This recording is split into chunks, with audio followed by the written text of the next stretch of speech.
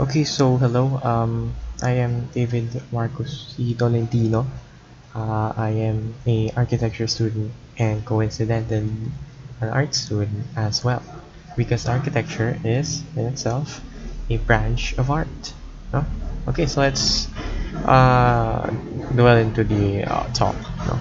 So I thought with all of you, no, I am frequent to these museums. But the thing is, I go there not because of the art, not because of the painting, but because there was, there's an architectural significance to these museums.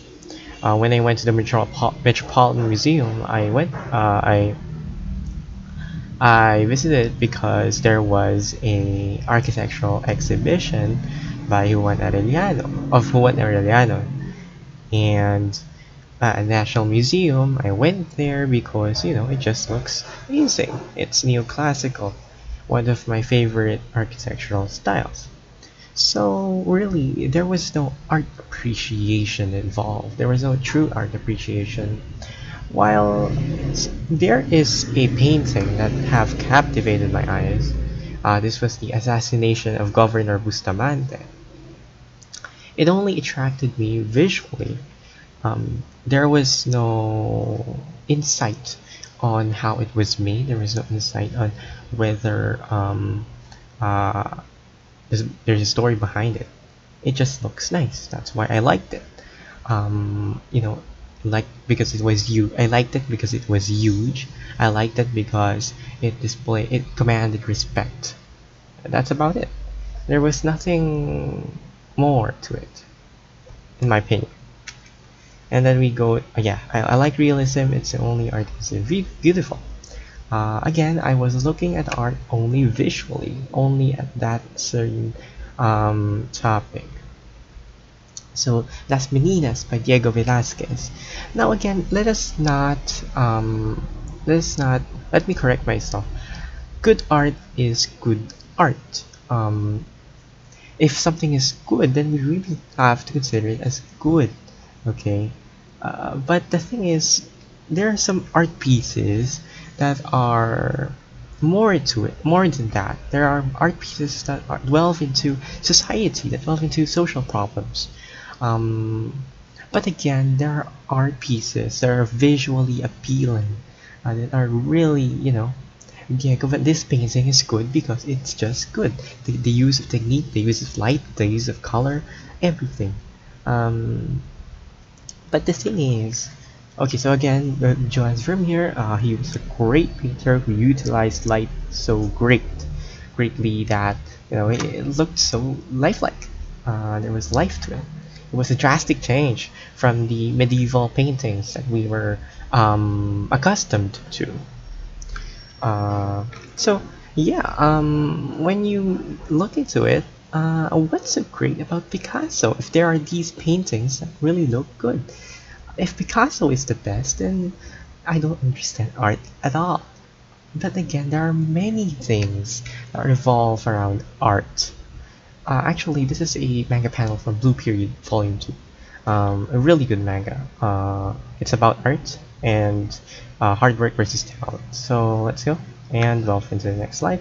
So again, we focus on the visual side more, but there is more to art. There is something deeper for art, some art. Okay, so let's dive into it. Art also has meaning.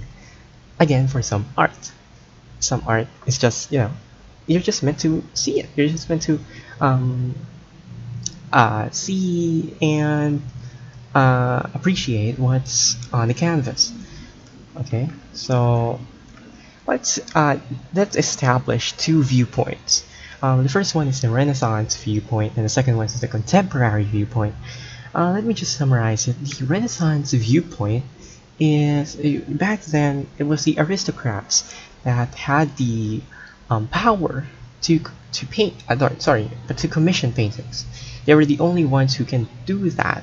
And as aristocrats, you wanted yourself to be glorified. You wanted yourself to look powerful.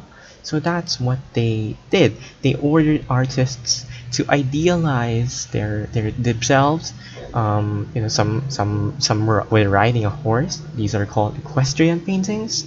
Some are actually there are some paintings who depict monarchs as gods. So yeah, these are very these are very evident on the reign of Louis the 14th. He was in all paintings he was depicted as a sun god. So really, he wanted to idealize himself in the Renaissance paintings. But again, I am not generalizing Renaissance paintings. There are some landscape paintings that existed back then, but generally the consensus is it was made to glorify the nobility, the higher class. Now, the contemporary viewpoint, we have to look at art. We have to look at art made after the 1860s as contemporary, modern contemporary, in a way that we are looking for a deeper meaning. We are looking for how it was made, a technique, the symbolisms, whereas Renaissance paintings are just, as is. You're just looking at it. There's nothing into it more than its visual side. There's nothing more to it other than its visual side. So yeah. So again, as I was talking about, the idealized version of oneself, like Napoleon crossing the Alps by Jacques Louis David in 1801. Obviously, Napoleon was a great military leader and he wanted to command respect. So he wanted himself to be on a white horse and in this equestrian pose, um, in which commanded, which really emphasized power, respect. See, so yeah. Okay, so well, that's about it. Contemporary viewpoint. We will discuss it on as we go further. Um, so Olympia. This is again, this one has meaning because this was rejected by the French art exhibition for, well, it was not rejected fully, but it was rejected by the critics. It was criticized heavily for painting a prostitute, for painting a shady aspect of their lives that they did not want to see. Again, prostitution was prevalent during that time, but it was taboo. It was something you would not want to hang on a public gallery at that time. And again, there was a colored woman on the painting, which was at that time it was not totally acceptable to be put in a painting. A painting was supposed to idealize nature, to be perfect. Okay, so yeah, that was the reason for, and it was radical because Monet was trying to say that you can paint whatever you want. It does not mean that you have to fake it. This was what Emile Zola said about the painting. When our artists gives us Venuses, they correct nature, they lie, but Manet tells the truth. This fillet of our time. So really, it was a radical change from the old established art. So art can have a story. Art can have symbolic meaning for society. So as you can see, this was a rebellion from the established norms by recreating a sensation in the eye. A subject was actually the start of Impressionism. Yeah, because as you can see from here, from this crossing the Alps, you can see it was more of, it was full of detail, but here it was what the eye would, what would the eye see, rather than having the entire detail blown up to you.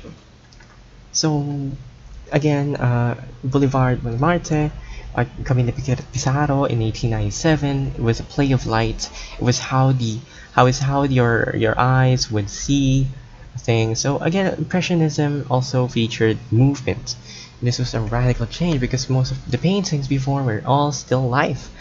no movement, no complexity to it. Now it had life. So, and then we go further to the Centenary of Independence, which was again a rebellion to the Impressionism, which is already a rebellion in itself. They wanted to use more colors, more geometric forms, more simplified forms. So yeah, and then we see Starry Night. This had a deeper meaning psychologically because Van Gogh was depressed. He had suicidal thoughts, and this was what he saw in his head. It was a hallucination. It was some sort of ecstasy. Okay, and then we see Fountain, which is again radical because what the what the critics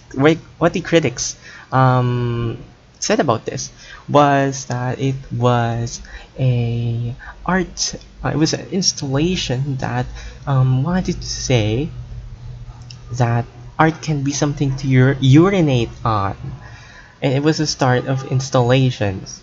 um, so yeah, it was actually originally rejected by the New York Society of Artists. It was subdued. It was accepted, but it was not shown. It was it was kept in the back room, while all the art pieces were shown to the public. This was not. So art can also be appreciated for its technique. Okay.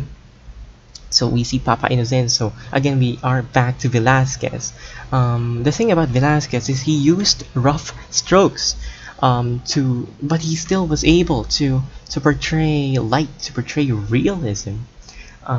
Because the norm was we would use smooth strokes to really mimic our skin, like as you can see in this the milkmaid. But Velasquez was using his own style, his own technique. And then we can also appreciate watercolor, the material used. Like Juan Luna's Souvenir de 1889, he used watercolor here, but again, it still stands out. It still looks amazing. And then finally, we have Eddie Shiori. I actually could not find the title of this work, but the summary of this is she used a cutter, and then she scraped. You see that part, the paper part there. She scraped the canvas so that it would create this texture, this color. So really, art can be art. We can use different tools in art, even unconventional ones. Many tools. You can use your finger, your a gauze, your bread, many things. So in conclusion, there are many ways to appreciate art, not only through the visual side, but also its story and how it was made. So, in conclusion, that's my yeah. So yeah, thank you for listening, and that's my talk. Thank you, thank you.